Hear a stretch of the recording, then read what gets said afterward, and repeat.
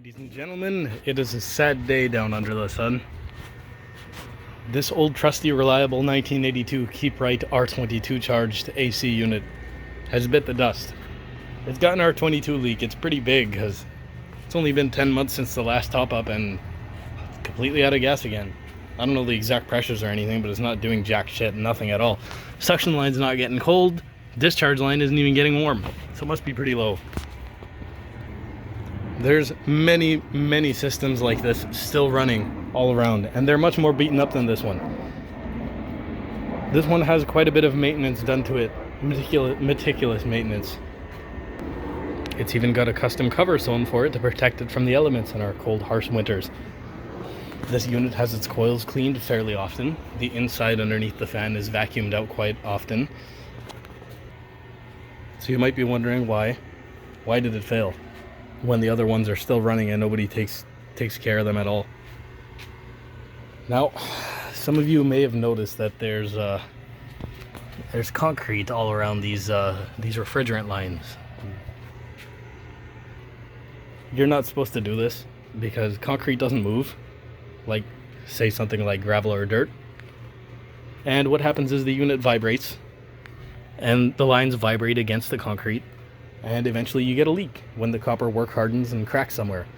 Of course, it could be these fittings too. I tried a soap test, but there's not enough pressure in the system to reveal anything. Or maybe the leak just isn't there. It could be underground somewhere.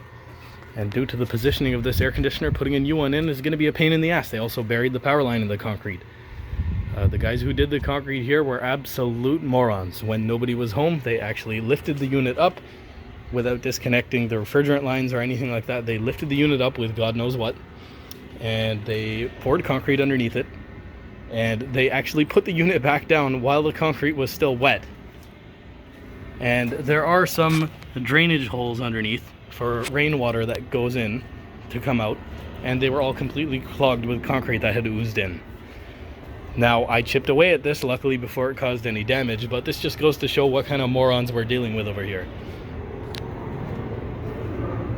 And due to this error, this perfectly good R22 unit is being sent to its grave early. Oh look, it just cycled on. I forgot it was on. It doesn't provide any cooling at all. You heard the compressor turn on, the fan works. This unit is still fine. It's just R22 is expensive and it's got a leak, and I don't know how you would even fix this. Personally, I would rather fix an old unit like this. I know some HVAC techs might look at you and say, you idiot. Modern units are more efficient, but you know what? This unit's been sitting here since 1982, and as far as I can tell, it's had no major repairs. I believe the fan blade was changed at one point. I don't know if you could tell, but that is actually, I think, an aftermarket RevCore fan blade. Don't know why.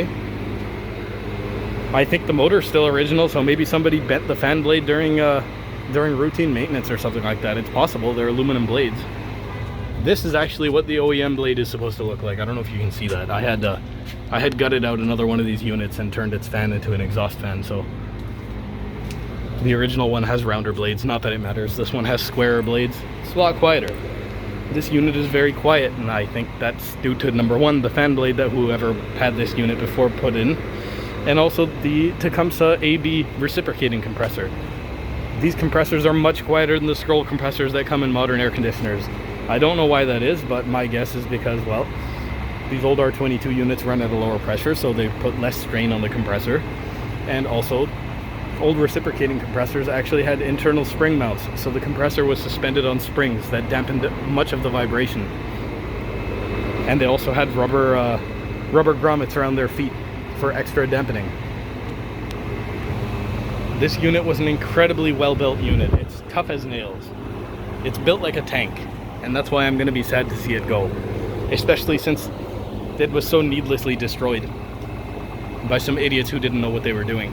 This concrete that was laid by those morons, this is actually the third major problem it's caused, because they didn't know what they were doing. Over further down in the backyard, we have an LB joint, PVC LB joint that was buried in concrete, and water keeps getting into it. That's bad. If it wasn't for the fact that I have a really bad cold and I'm losing my voice right now, I would be yelling and screaming at the top of my lungs, because I just hate contractors and the kind of shit that they do to people. Look, the whole unit's propped up by a piece of wood. Who would have thunk that it might be a smart idea to actually disconnect the unit before lifting it up instead of straining its copper refrigerant lines that are like almost 50 years old? Maybe consult the homeowner as to what to do.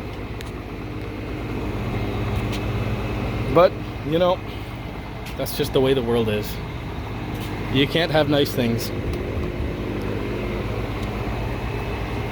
You can take as much care of that that fancy new Porsche in your garage as you want. But it just takes one Hyundai driver running a red just to erase it from existence forever.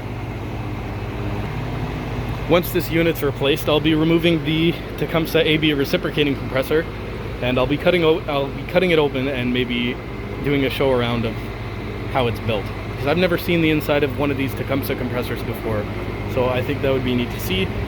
This fan will be turned into an exhaust fan just like that one, or like a fresh air fan or something, and put in the sunroom. Maybe I'll scrap the copper coils too. Also, here's a little something I'm going to do to demonstrate the build quality of this unit, and I absolutely do not recommend doing this at home, but if you do that with a modern unit, you might be missing a couple of toes.